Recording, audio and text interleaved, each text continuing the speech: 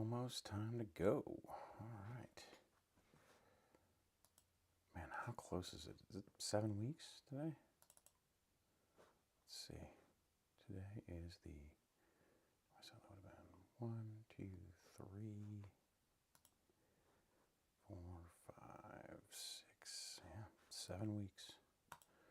7 weeks until the madness begins in earnest.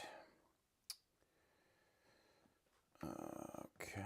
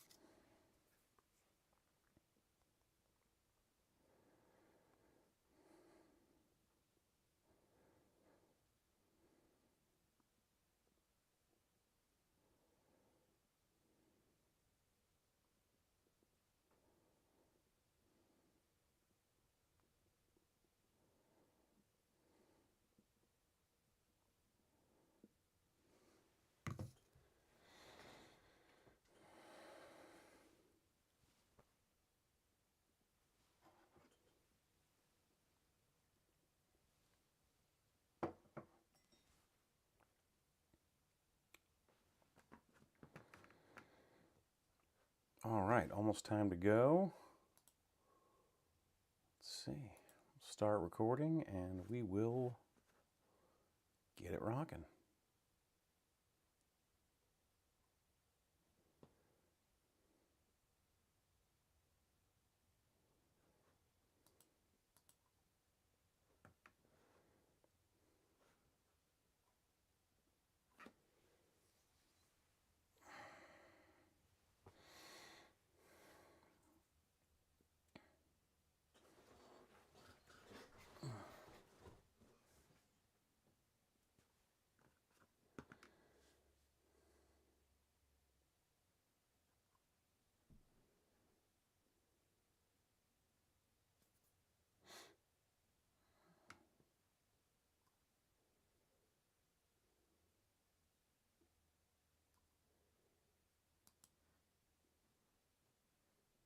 Okay. Welcome back, everybody, to Younger Man's Game, a show for dirtbags, weirdos, hippies, and other lovable creatures. My name is Eric Wesh, and as always, I'll be your host today. As I did last week, I am actually recording this one live, so if you hear me stumble or mess some stuff up, hey, that's live podcasting for you. But these episodes are available not just on YouTube where they are streamed live, and also after the fact as recorded episodes, but also on Apple Music and Spotify. So hopefully you can get these wherever you get your podcasts from. It's another beautiful day here in the woods of southeast Michigan, and we are now 7 weeks away from my official start date for the upcoming attempt to hike the Pacific Crest Trail, a 2,700-mile scenic trail that stretches from the U.S.-Mexico border at its southern terminus to the U.S.-Canada border at its northern terminus. We have covered a variety of topics so far in this podcast, pretty much all related to getting ready for a hike like this. And that is no small thing. Obviously, there's a lot to cover.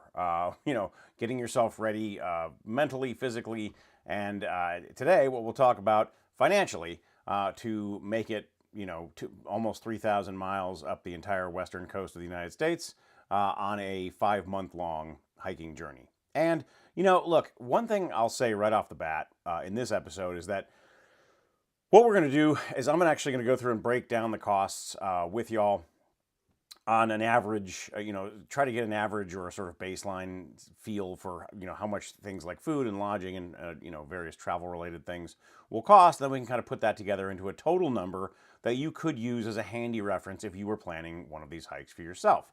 And of course, I'm not an expert. I'll say that, I've said that before. I'll say it again. I'm just a guy who likes to hike, and this is what in my experience, what it has looked like to do this sort of thing. But your mileage may vary, and that's really the other main point here is that the nice thing about distance hiking and backpacking as a hobby in general is that at least last time I checked, sleeping outside in the dirt is still free. So it's a pretty low cost activity, at least when you compare on a dollars to donuts basis, distance hiking with some other forms of travel, where you might have to pay for lodging and things like that along the way. So it's really not the most expensive thing to do to begin with. However, of course, since we're living through February of 2026, at least here in the States, everything's super expensive right now. So this might be a relevant topic for anybody who's contemplating something like this. And I'm going to try something new here because in order to live stream these and then record them and sort of export them out to all the different podcasting platforms, I'm using an app called OBS, which I had no idea about. I didn't know it existed as of like 2 weeks ago. And so I'm still learning it, and I've got some scenes set up here inside the app so I can actually show you a spreadsheet that I'm working on, and we'll build it up together to come up with a general rough idea of how much this trip is going to cost. Fun fact, I actually have a finance degree. I have an undergraduate finance degree from a pretty well-respected private university, a degree that I have used all of 0 times in my professional career. The closest I have come to it, I spent like 4 years as a nonprofit accountant, which is not, I mean, it's finance adjacent, but I certainly am not a finance bro and never have been and never will be. But hey, listen, we all make mistakes. I could have majored in any number of things in college, and I chose finance. But I did learn how to use spreadsheets pretty freaking seamlessly and kind of as a second language. So maybe this will be the most important use that I've made of the over $120,000 degree that I managed to acquire from my academic efforts. Anyway, at least we'll have fun, and hopefully this will be something of an education for anybody who's kind of thinking about this. And if not, it'll just be a good time and something to pass the time with while you're doing whatever you're doing throughout your day while you watch or listen to podcasts. So let's get started. We'll kind of look at a couple different things here, and I've gone through, like last week and the week before, we talked about the gear that is required for this, and like obviously that all costs money, right? So like we're gonna break this into like the upfront costs and then the kind of ongoing trail expenses that you have to look at, and we'll try to come up with like a rough number. To do that, I've got my handy dandy spreadsheet here. So let me switch over to that. Here we go. So I'm in Google Sheets right now, and I've just made a little worksheet called the where is it? Where's that title? PCT Prep Workbook. Yay! Get that out of the way. Get that precious screen real estate available. But wait, where am I? I got to get my head in here. Hold on. Ready? Boom! There I am. All right, now you got me and you got a spreadsheet. Okay, so let's look at some numbers here. Let's start talking about it. So upfront costs, this is the first place we're going to start. Basically, well, actually, let's talk about the sheet itself. It's a very, very simple spreadsheet I've made. It just has a quantity, a price per unit, and a total column. And so this column, obviously, you can see up here in the formula bar, multiplies out, quantity and price to give you a total price for everything, and then we'll total things up down here. I've also got some worksheets for things like food cost, daily food cost, and then of course we're going to have to figure out how much the hotel rooms and campground fees, and I've got some ideas there. But I've got this window shared in the broadcast here, and we've got a couple of tabs open up here with a few different relevant sort of websites. So the first thing let's talk about though, we have upfront costs up here, and then down here we have trail expenses. So upfront costs, obviously, stuff you have to spend money on right now. As soon as you sort of commit to doing something like this, and so that breaks down into gear, and we'll go ahead and just put a quantity of 1 there because we're not, oh wait, we don't need 1.0. Let me get these. Hang on, stand by. This is my spreadsheet OCD. We don't need decimal places there. Okay, and then, again, gear cost. This is so variable. I mean, if I took like my pack, which I think is about $300, and then my tent, which was like $700, and then sleeping system is probably another $500. That's $1,500 right there. You add in all the other stuff. I'm just gonna put a number of $2,500 here, and that, of course, your mileage may vary, right? Like that's so variable, as we talked about during the gear episodes. You could do so many different things, from used stuff to you know, just whatever, just borrowing your camping gear from your friends, like this, that number could be zero. You could spend no dollars on gear if you really tried hard enough. I'm putting 2,500 as just, I think, probably a pretty handy all around number. You can absolutely spend more than this if you want to go out and buy all, you know, all your Patagonia underwear and just the fanciest, you know, little boutique gear supplier stuff. You could spend twice that if you want, but we'll put it at 2,500 for now, and we'll leave that where it is. Now, prepaid food drops we're going to come back to in a minute. Prepaid package drop postage. And then let's start with Trailhead Travel, because this is really, again, for me, this was pretty cheap. Let's just say we're going to need a plane ticket that goes round trip. We'll call it 500 bucks. And then you've got a shuttle. If you're like, for those of us starting at the southern terminus, there's a shuttle that goes from the airport out to the trailhead. That's like 75 bucks. So I'm just going to round this up to 600. And we'll call that Trailhead Travel, because that's got a round trip ticket in there too. Again, I mean, I personally, I had a bunch of miles on my frequent flyer account, so I think I spent like 100 bucks on my plane ticket, but this is not necessarily going to be about my experience. It's more about like the average experience, and just, you know, hey, these numbers are all like, you know, take them with whatever amount of salt you want to. We're just going to kind of play with them and see what it all looks like, and who knows. Okay, so when it comes to the food drops and postage, this kind of depends on the like, you know, how crazy you want to get with the. And if you go back to the food episode, we talked about, you know, the strategy of like sort of foraging in town as you go versus having, you know, pre-purchased, made and mailed packages ready for you at stops along the route. And this, again, is a very personal choice. I can't tell you what's right. I know that for me, I'm going to be doing probably more of a food drop strategy than a foraging strategy, but it's definitely going to be a combination of both. For our purposes, let's just say you do, let's say we mail 5 food drops along the way, one about every 500 miles. It's probably going to be more than that for me, but we'll say 5 food drops. And then the price per food drop, we're going to come back to. Package postage is just going to be the same as whatever this number is, because you're going to be mailing the things that you make. Let's say it costs, you know, 25 bucks to mail each package. So there you go. Let's talk about the food drop price in a minute. But right now our upfront total is, let's see if we just sum that up. Yep, there we go. We got about $3,200 just right off the bat. Before you even get toe into the dirt, you're already $3,000 in. I'm telling you, man.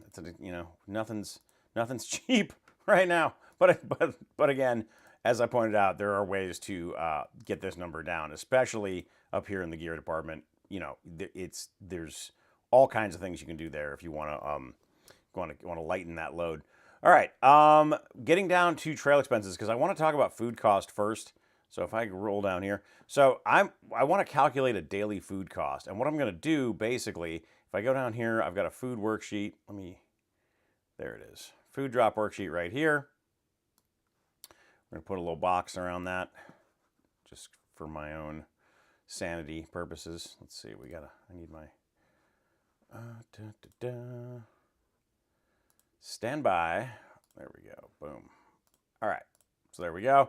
So we got our food cost worksheet. So what I've done is I've opened up a Walmart tab here, and we're gonna fill our shopping cart with enough food for, you know, 5 to 7 days. We'll call that a food drop. Let's assume we're just gonna, you know, be mailing ourselves about a week's worth of food at various locations. So let's go over here and let's do some shopping. First thing, the most obvious all around, yeah, ramen noodles, baby. Oh, there we go, right there. All right, so let's see. Everybody's favorite. Here we go. Good old Maruchan chicken flavored ramen.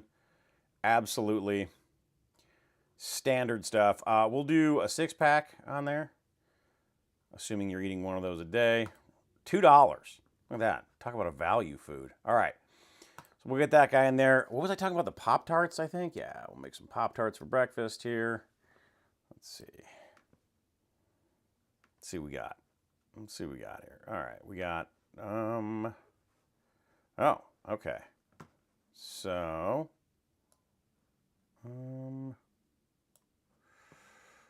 where my strawberry, frosted strawberry Pop-Tarts? Well, they have a Oh, they have protein Pop-Tarts. I wonder if those are gross.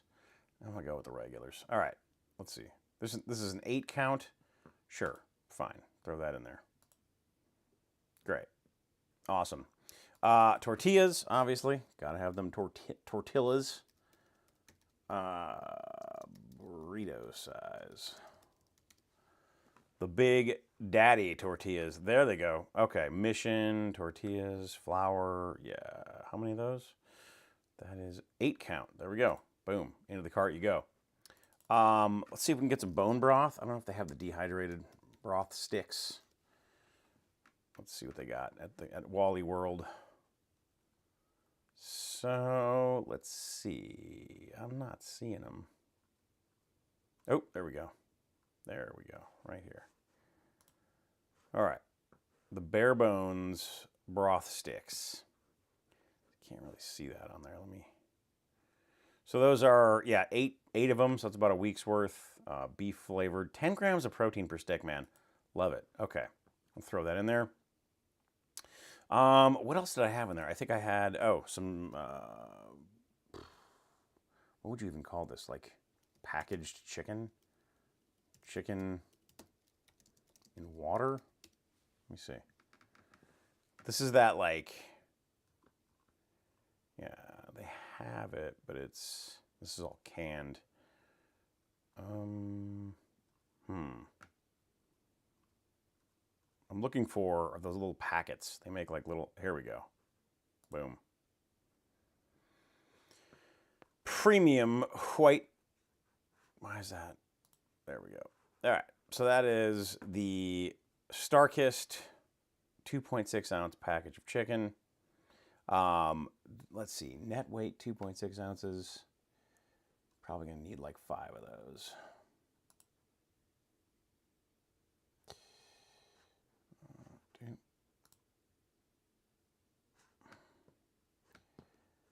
Where? Hold on, guys. We got.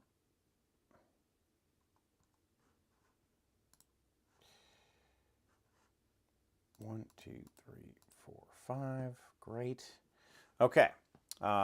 Getting back to it. I forget what else I had in that my food example, but we got ramen. Oh, instant potatoes. Idahoan potatoes. Potatoes. All right. Go. Get a little Samwise Gamgee in there for you guys. All right. 4 ounce mashed potatoes. Sure. Fine. Here we go. Add to cart. We'll do 3 of those. Cool. Just make sure that's in there. Okay. Cool. Squeeze peanut butter. Gotta have that PB&J breakfast burrito, you know what I'm saying? Absolutely. No, you don't know what I'm saying, but some of you might know. If you know, you know, as the kids say. Here we go. Jif peanut butter tube. We'll stick 2 of those. Nah, one's good. Let's make that last. Okay.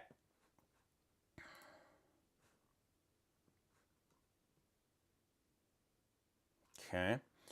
And we'll throw some Starbucks instant coffee sticks in there.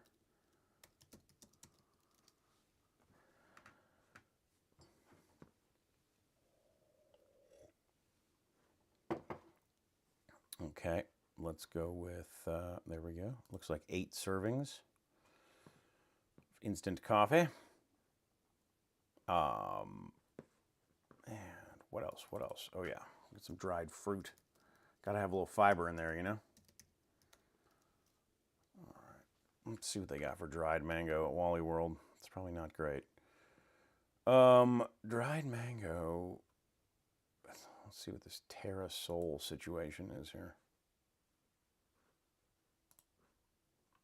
I don't want to sign in. 1 pound, no added sugar. Okay. That's probably like 2 weeks. I'm going to add that, but that's going through a pound a week. Maybe. I don't know. That's fine for our purposes. Let's see. Let's take a look at our cart. Let's see what we got here. What are we missing? Oh, definitely want some candy, some chocolate. I wonder if they have Tony's. Yeah. Tony's Chocolonely. And there it is. Big fan. Big fan of the Tony's. All right, let's see. Tony's, 32% milk. They got any dark chocolate?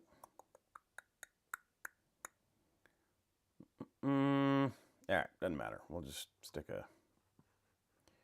Okay, for some reason we have an options thing. No, here, look. Just go down here. Next row down. Tony's chocolate bar. Add to cart. All right. And then, I mean, let's see what we got. So we got our breakfast burritos. We got some ramen. We got some potatoes. We got some meats. Got some broth in there. Yeah, all right. You know what? I'm gonna rock with this. Let's call this, I mean, it's not quite a week's worth, but I'd say this will get you through, I don't know, probably like, I'm gonna add one more chocolate bar in there. Gotta have them snacks. You know what I'm saying? Yeah, you got 8 of those. I'm gonna, you know what, we'll stick one more chicken. That's about it. I think that'll last you about a week. It's a lean week, but all right, we'll call this a week's worth. Okay, so we've got, where are we at here? So it's $74.50. We're gonna call that $75 for one cart full of food. Now, here's the thing. We're gonna, oh, whoops. We need to do a quantity of one. We'll do 75. All right, so we got $75 for our cart. That's the number of days in the cart is not, so that's gonna be, we'll call that 7. And then to get daily food cost, you're basically just gonna take and divide out your total food cost divided by the number of days. And that comes out to $11 per day. I've got a Trail Town multiplier in here, which for some, here, I need to put that back on. And we're gonna make that into a percentage so you guys can see what the heck I'm talking about. Trail Town multiplier. I don't think you guys can see this because I've managed to get myself over onto, here we go. Okay, yeah. So Trail Town multiplier, what is this? What are we talking about here? So this is, sorry, I knew this was gonna happen. I'm like in OBS trying to scroll through my spreadsheet. It's extremely confusing. Sorry, y'all. This is, I don't know that much about this app, and I'm still learning, so bear with me. But basically, so we've got one cart full of food for $75. That's about 7 days worth of food, which gives you an average daily food cost of $11. The Trail Town multiplier is basically the idea that like you're not going to have a Walmart in most of the places where you're buying your food, and they are always going to be more expensive than the cheapest option. So I've set this at like a 50% margin. So basically we're multiplying the daily food cost by 150%. In other words, 1.5. And so we're taking the total of your, I should probably make a little, well, I mean, whatever that works out to, it's like $16. And then you take that and multiply by the number of days in the trip, and you've got a total food cost down here of about $2,400. Again, this assumes that you're, buying all of your food in the grocery stores, which you're not, but let's just roll with it for now. I think it's a good enough estimate to get us going. So if we come down here, we got a daily food cost right here. I'm just going to go ahead and make that equal to the number that our worksheet came up with down here. Where is it? It's down. Equals that. Nope, not total food cost. Equals daily food cost. There we go. Get out of here. Don't want anything. Okay, so now we go back up here. We have our daily food cost. And I'm also going to take my food drop here, and I'm just going to have that equal to our cart, because it's probably good enough for what we're doing here. So, okay. So that gets us up to that takes us up to $3,600 in our upfront cost. So that's essentially 5, like 1 week cart loads of food mailed at $25 a package to various towns along the route. And again, that is, you're going to have like you're going to spend a little bit of money on postage, but that stuff you're going to be able to buy in bulk at the cheapest possible price of anything you're going to buy on this trip. So that's why, like, if you go back to the food episode when I talked about the strategy of buying your food in advance and mailing it versus buying it on trail, you will save money. I mean, I don't know that for a fact. We would actually have to go through and do it for the entirety of the food drops. But I cannot, I mean, at 150%, which, by the way, that could be low. Like, anyone who's ever bought food in a trail town can tell you, like, some places will charge you $3 for a bag of ramen, which should be 40 cents. So, you're marking it up way more than 1.5 times at that rate. So, again, the more like cost-effective way to do this is going to also involve a lot more upfront effort. And as I talked about in the episode that deals with food, the other drawback here is that you're sort of tying yourself to the post office in every town that you go to. And if anything goes wrong with your package drop, then now you're foodless. Whereas with the foraging approach, you're going to spend a little bit more money, but you're going to be able to just, probably find a wider variety of stuff, and you don't have to worry about, making sure you've got things mailed from point A to point B to point C and so forth, which if you don't have a support network of people who are willing to help you do that is also very difficult to pull off. But I digress. Getting back to the actual numbers here. Okay, so we got about $3,600 in upfront cost that you're just going to have to spend before you even get on trail. Getting down into our trail expenses themselves. The main thing here when it comes to the money that you're spending on trail is going to be food. And so let's say you got, this shouldn't be 11. That's quantity. My bads. This should be 11. And I'm going to roll down here to our food worksheet, grab my daily food cost. There you go. Now we'll go back up. Oh, it's actually not. It's $10 and what is that? 71 cents. Okay. So $10.71 per day. We're going to call that 150 days. And there you go. There's 1,600. So why is that different? Oh, because that's not multiplied, actually. I need it. Okay, sorry, guys. I'm going to need a daily food cost that has the multiplier in it. And I was lazy down here, and I just did it all in one cell. So I'm going to have to break this out and give us another column, another row here, which means you guys get to watch me just enter info into a spreadsheet, which I cannot imagine is terribly interesting. But in case it is, you're in luck. You have people who like spreadsheets. So let's go daily trail adjusted food cost. And that's just this number, this 1071 number, which let me make it less confusing by having that. This 1071 number multiplied by the Trailtown multiplier. The Trailtown multiplier sounds like something that it's like a dance or something. But here we go. We're just going to get this, grab that, multiply it by that. Bazingo, bazango. There's your egregious daily Trailtown adjusted food cost.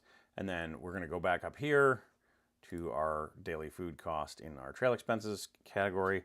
We're going to make that equal to our new adjusted cost. Okay, awesome. We don't want to autofill. Stop suggesting things. Okay, so there you go. That's that 2,400 number that we saw below. So, okay, so you're looking at like $2,400 in food while you're on trail. If you are just eating the things that you either mailed yourself or that you're buying in town. And that's probably not accurate. In fact, anyone who's ever been on these trails can tell you there's a lot of places in between that you're going to want to stop and get some food in town. Those are called town meals in this spreadsheet, and they encompass basically the money that you're going to spend every time you stop anywhere. And town is always expensive. The thing about a long distance hike is like town is kind of the devil from a financial management standpoint. The longer you stay, man, it can really suck the money right out of your wallet and your bank account. So you got to be careful. You know what? Actually, let's take a quick look before we get into that. If we go back up here, you got $25 to mail a package, and you got $75. So if you take that, if we go back down to our food cost worksheet, and you just look at, 75 divided by 7, the daily food cost of $10.71. So what is that? That's like $70 a week plus your your package cost of $25. So you're like 95 or 100. So Yeah, I mean, that's not. Anyway, it's still cheaper to mail your food. I'm sorry, I'm on a total tangent here. I don't guess what I'm even talking about. Getting back down to our food costs for the trip, let's talk about town meals. So, how to calculate these? I mean, this can vary, right? Let's say on average, you walk into one of these restaurants, you're going to spend, I would say, at least $30, probably more. And certainly if you're having beer or anything with that, like let's call a town meal $50 each, which is egregiously high, but so is everything else right now. And then it just comes down to how many of those you're going to have. I mean, I would imagine probably one per town stop if you choose to stop at a town. So let's just say we do that 10 times over the course of the trip, and that's another $500 we got to add to our food cost. And then you've got hotel rooms and campground fees. So this is another big one. If we look, what I've done is I've actually pulled up. Yeah, okay, fine. I've pulled up hotels, and I think I got Booking.com open here, and I picked Idlewild as a town. It's one of the first big towns you come to in the desert, and it pretty much here. Let me get my head out of the way here. Let's see what the heck we're doing. This is. Let's see. Oh, nope. That's what the hell I'm doing here. What did I just do? I think I accidentally just opened a new tab. Okay. We can't see this on our... This is annoying. Hold on. Let me figure out how to... Huh. Okay.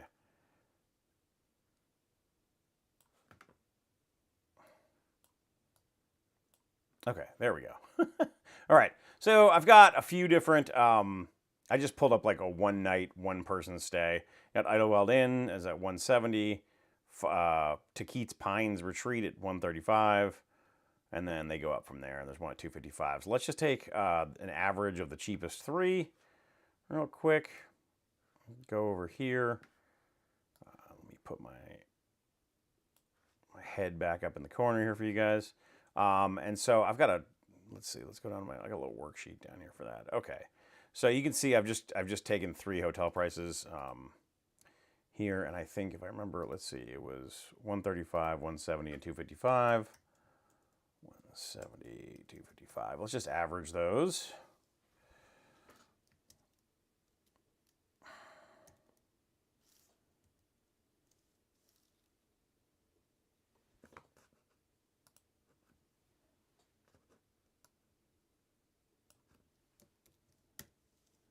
All right, so that's an average cost of $187 per stay. Now, obviously, if you're splitting this with other hikers, you can get that cost way down. And that's what people usually do, but for our purposes, we're going to just run this as though you make no friends and just want, stay in your own hotel room, which, it could happen, but let's just, let's see what we got here. Let's go back up to our trail expenses.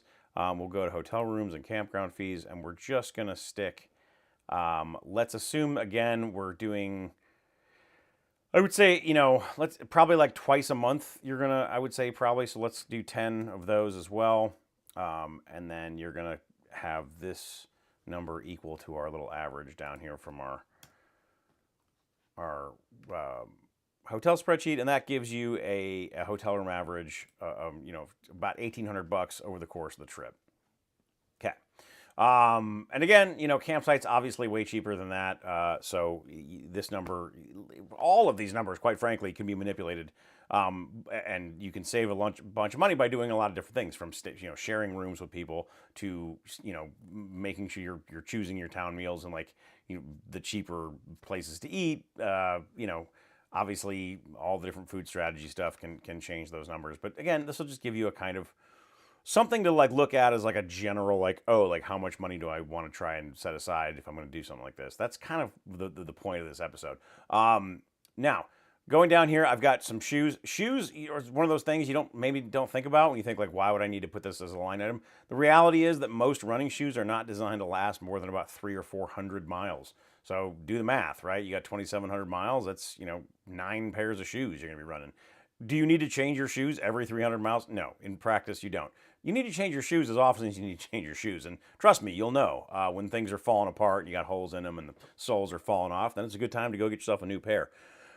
If you're me and you have ridiculous size 14 wide feet, you're going to have to buy stuff on the internet and mail it to yourself. Every town, not every town, but a lot of towns you stop at when you go to these places, like they will have, at least one outfitter. Sometimes if it's a bigger town or if you're near a bigger town, there'll be like a sporting goods store you can stop at, REI or whatever. But again, those are like, as soon as you get up like size 13 and up, the selection gets super grim. And for me, I know that like just the shape of my feet and the way this was like the biggest problem I had on my last attempt of the PCT. My trail name, which was Bigfoot, which is not, it sounds cool, but it's not. I got that because I was bitching about my goddamn feet the entire time because my feet grew 2 sizes in the first week that I was on trail, and I could not find a pair of shoes that would actually fit, and it was pretty miserable. I did ultimately, after getting off trail on that attempt, find a shoe that works. It's the New Balance Hero or Hero, I don't know how you pronounce that. I've got a tab open here, which we can go find this guy. Let's see. Let me just search it real quick.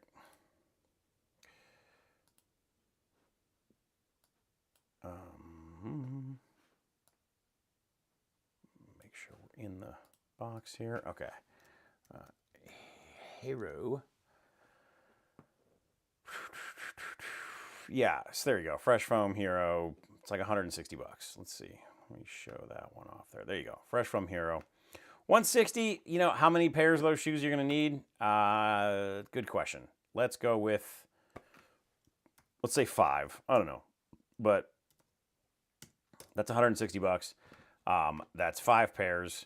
And, this raises a question that is not necessarily financially relevant, but is actually logistically relevant, which is like, if you're someone who has a shoe size or a need when it comes to footwear that means you're not going to be able to shop for your shoes at like just a regular town store, what do you do?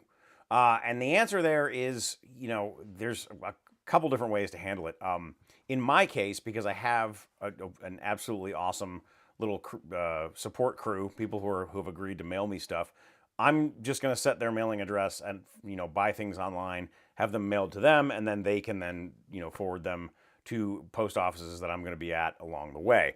If you're doing this solo or if you're doing this from another country, honestly, like Amazon is kind of your best friend here because you can set up all kinds of shipping addresses for Amazon. You can send things all over the place. You're going to have selection issues, obviously, but like you can also usually do that with online retailers. You can just put in a shipping address, and it doesn't necessarily have to be the address that's associated with whatever account you have or billing information. They can be different. And so, yeah, you're just going to be kind of mailing yourself stuff. The internet has made life a lot easier when it comes to that. But it is something, you look at it on the sheet here and it's like, well, $800 for shoes is a lot of damn money for something that you wouldn't really think about normally. You wouldn't think it's like, well, I just put my shoes on and go. The reality is, no, you're going to have to replace those things along the way. So there it is. And then lastly, I've got down here, there I go again. I'm clicking the OBS. I'm not clicking the spreadsheet. Gear replacement and repair. So this is one of those things where who knows? It could be 0. It could be a lot more than 0. You're going to want to kind of build in a margin to whatever credit card or savings or however you're doing this. For now, what I'm going to do is I'm just going to set it to 10% of our total gear costs. So let's just do equals, let's go up here, boom, divided by 10. All right, there we go. So we're going to spend $250 on gear replacement, and that is almost certainly low. I mean, yeah, you know what? Let's do 20%. We'll double that. All right, yeah. So let's say you spend $500 on various, whatever you like. Lose your headlamp, as if you're me, you lose your headlamp or whatever. There's all kinds of things that can happen on trail that you're going to require, that you're going to have to spend money on. So that total, then we come down here to services and subscriptions. So first up, you got your Garmin. You're gonna have to pay for a monthly for that. Let's take a look at that and see what the cost of a Garmin membership is. I forget. how much they charge. Subscription plans. There we go. Let's scroll down here. Connect Plus, premium features. Let's see. I forget what the filter and sort. Let's go to filter and sort. And let's choose outdoor recreation, shop by feature. Okay.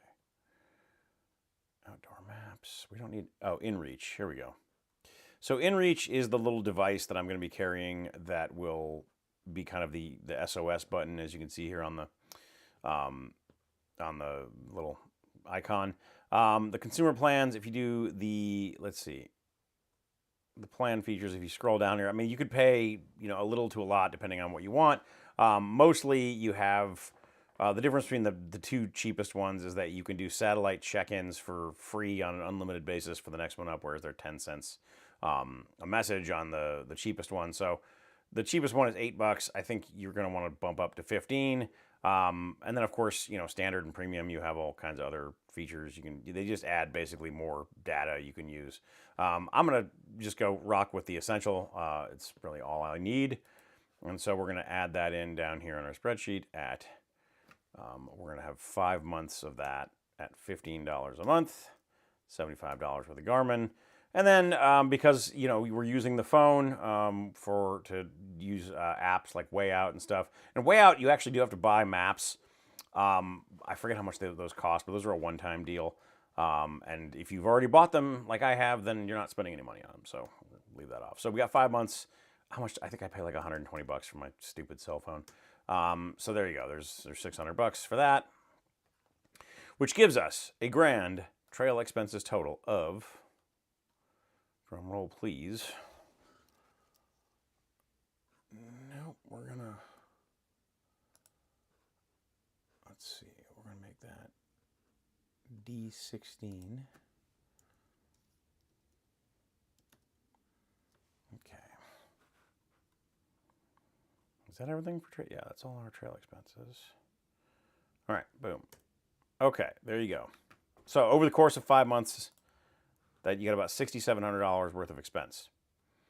So what does that mean? So let's get some totals down here. And let's just add a new row in here. All right. Total trip expenses. And we're simply going to add up, we're just going to add up our upfront costs right here and our ongoing trail expenses here. All right, and there you go.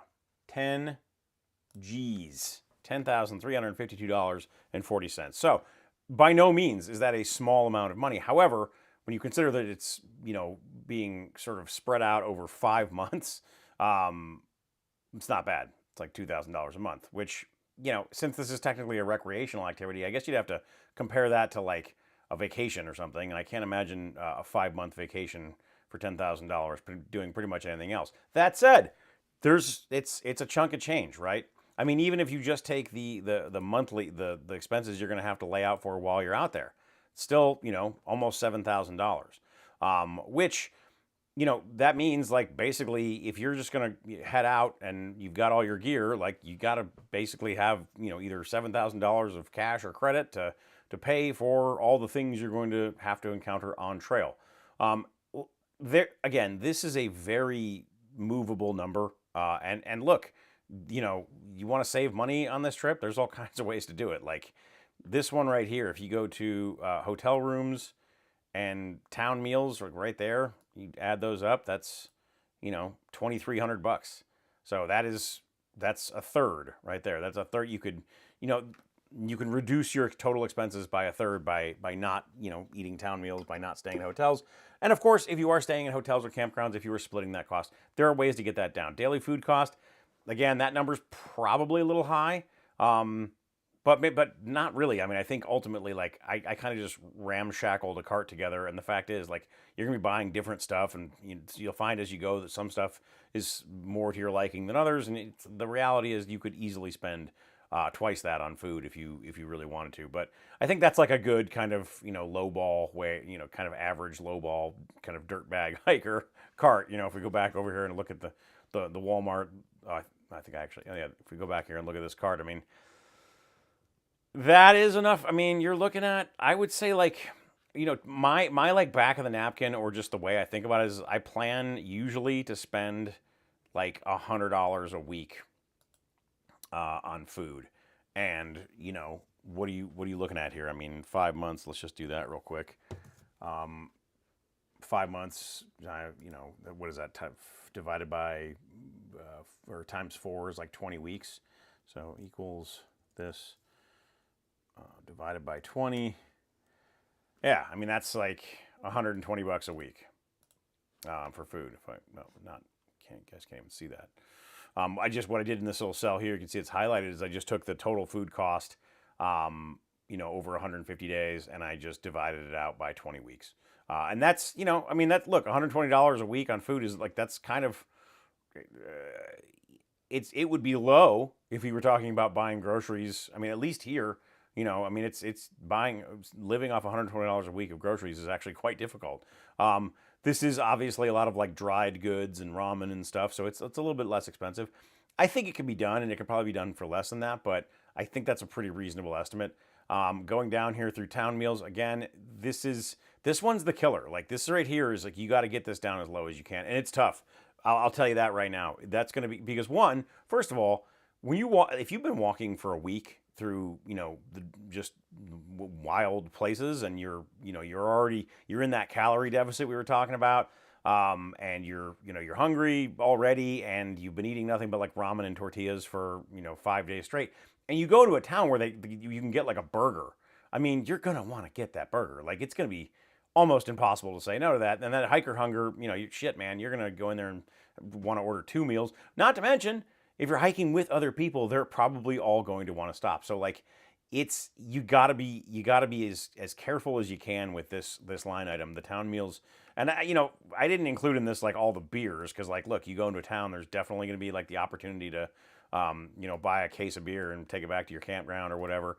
And that stuff adds up. So it's in terms of if you're doing this like I am this year on an absolute shoestring of a budget, this is where the first place you gotta just knuckle down and cut out, and like that's tough. It's really tough to do that. So that's why I think I'm leaving this alone in the budget, because this is, I think it's a realistic case, right? Like, yeah, I'll stop 10 times over the course of 5 months. Like, maybe I could do 8 times or 7 times. Like, maybe I could, find a cheaper, if there's a place with like a McDonald's or something, so it's like cheaper. I know the food is really gross, but like, there are ways to get that number down, and still kind of have the experience of like stopping and enjoying yourself when you're in town. But in general, get the hell out of town.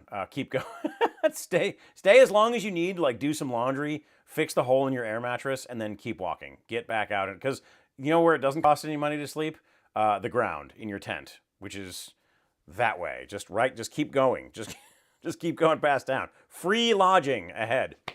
And then, of course, like, I don't know. I mean, yeah, maybe you use less pairs of shoes or whatever. Gear replacement, who knows? That's kind of a crapshoot. You got to get like MacGyver-y with your gear sometimes. And like, I carry duct tape and thread and a needle for this exact reason, because sometimes you can just fix stuff on the fly and keep going. But yeah, that's kind of it. So we're looking at between the two numbers, somewhere between $7,000 and $10,000 of total expenditure, and like, that is, how you come up with that is up to everybody. I mean, I was just talking to somebody I met on the trail a couple of seasons ago. He's talking about he's going to sell his car, and like, that's definitely on the table for me too.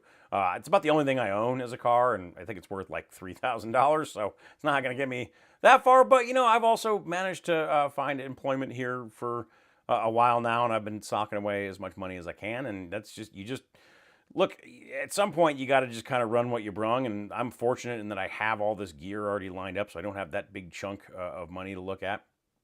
and it's just going to be, maybe I'm just going to have to lean out a little bit and just tighten the belt literally as I'm, my body eats itself over the course of these 5 months, because I don't quite have the budget to be staying that full. I could lose a few pounds, so I'm not worried about it. But anyway, that's kind of the big picture for finance stuff. I hope this has been an enjoyable and possibly even educational, episode for you. By no means is this the cheapest hobby, but I think it's when you look at like the experience that you have for the dollars that you spend, this is one of the most value oriented things you could possibly do with your time.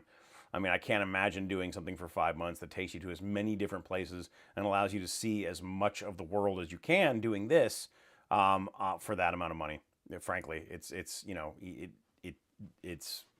a relatively low cost leisure activity as far as such things go. Now, this all assumes that you're fortunate enough to be able to do that sort of thing, and that you're willing to, I guess, at some point, at some level, just kind of sacrifice whatever you have to have this experience. But that's life. We make choices, and you gotta work with what you got. So that'll do it for our episode 5, actually, the 6th episode, entitled episode 5, which, you do the math, since this is a more math heavy episode. Thank you guys for joining me. I look forward to seeing you all next week. Next week, we're going to have a special guest. We're going to talk about how to take care of your body when you're on trail, things you can do to kind of keep yourself in good health and functioning in good form while you're asking so much of your body on this trail and doing the things that you have to do to distance hike a trail of this length. Until then, hope you all have a great week, and we'll see you soon.